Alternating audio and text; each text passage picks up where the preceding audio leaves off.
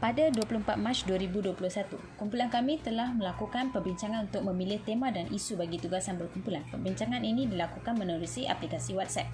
Hasil perbincangan tersebut, kumpulan kami telah bersetuju untuk memilih tema falsafah ekonomi dan isu kajian kami adalah berkaitan dengan pengangguran di Malaysia ketika pandemik COVID-19. 6 April 2021, kumpulan kami telah mengadakan perjumpaan kali pertama melalui platform Google Meet. Perjumpaan pertama merupakan sesi pengenalan diri di antara ahli kumpulan. Hal ini bagi mewujudkan kesefahaman dan kerjasama yang utuh di antara ahli kumpulan. Pada 7 April, kumpulan kami telah melakukan pembahagian tugas melalui aplikasi WhatsApp. Pembahagian bagi memastikan kelancaran proses dalam menyiapkan tugasan. Terdapat 11 ahli dalam kumpulan kami, oleh itu tugasan ini dibahagikan kepada 4 bahagian iaitu video, infografik, survey Google Form dan pembentangan. Dari 10 hingga 16 April, kumpulan kami telah mengumpul maklumat mengenai isu pengangguran di Malaysia. Carian internet yang dilakukan telah menemukan pelbagai maklumat dan data daripada sumber-sumber yang sahih dan dapat digunakan dalam menyiapkan tugasan ini. Selain itu, ahli yang bertanggungjawab untuk penyediaan video juga telah menyiapkan kerangka kandungan video. Kerangka tersebut dihantar ke grup WhatsApp bagi mendapatkan pandangan dan persetujuan ahli yang lain. Pada 21 April, perjumpaan kali kedua telah dilakukan menggunakan platform Google Meet.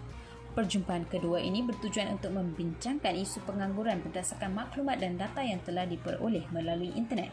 Setiap ahli menyatakan maklumat yang telah diperoleh daripada laman web yang sahih dan boleh dipercayai dan maklumat tersebut akan dibahaskan.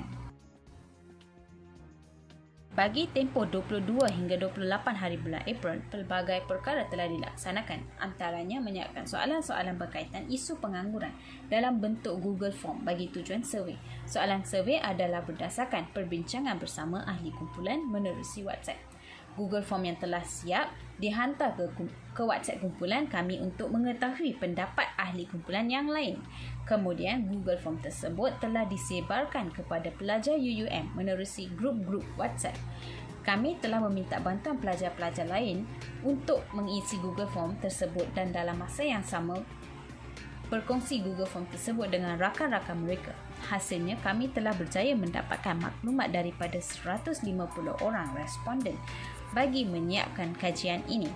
Seterusnya, kami turut melakukan perbincangan bagi menentukan reka bentuk infografik yang akan digunakan bagi mempersembahkan hasil dapatan kajian kami dengan infografik yang menarik. Kumpulan kami telah melakukan pembahagian tugas bagi menyiapkan tugasan infografik. Bagi tempoh 30 April sehingga 5 Mei 2021, kumpulan kami telah memulakan proses editing bagi menyiapkan infografik yang menarik dengan menggunakan Canva. Pelbagai inisiatif telah diambil oleh kumpulan kami untuk membuat infografik tersebut. Infografik tersebut dibahagikan kepada beberapa bahagian utama untuk dibentangkan nanti. Pertama, hasil dapatan soal selidik daripada Google Form yang dikongsi menerusi WhatsApp. Antara infografik bahagian soal selidik yang telah dihasilkan ialah dapatan tentang pandangan responden, kesan, cara penyelesaian dan cabaran luar. Dapatan hasil perbincangan bersama ahli kumpulan mengenai maklumat dalam infografik iaitu kesan, punca, langkah mengatasi serta analisis dalam bidang falsafah. Pada 6 Mei 2021, ahli-ahli yang berkelapangan telah melakukan sesi konsultasi bersama pensyarah bagi mendapatkan pandangan dan nasihat mengenai infografik yang telah dihasilkan. Sesi konsultasi ini telah dijalankan melalui platform Webex. Perjumpaan kali ketiga diadakan pada 8 Mei 2021 melalui platform Google Meet.